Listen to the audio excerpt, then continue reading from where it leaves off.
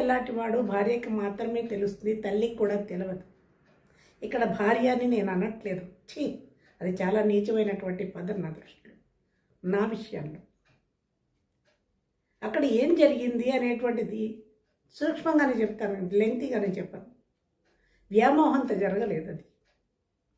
రావణాసురుడు సీతను ఎత్తుకెళ్ళాడు, తీసుకెళ్ళి రాక్షస స్త్రీలని కాపలా పెట్టాడు. ఎందుకు ఆమెను మనసును మార్చండి మార్చండి అని.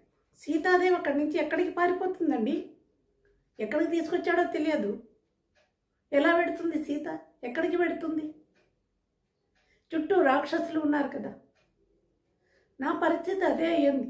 మీకు నిజాలు చెప్తున్నాను నేను. వరంగల్ జిల్లా నర్సంపేట తాలూకా ఖానాపురం నేతాజీ గురుకుల విద్యాలయం. ఇప్పటికీ అది రన్నింగ్. ఎవరికైనా డౌట్ ఉంటే వెళ్ళి చూడండి. అక్కడ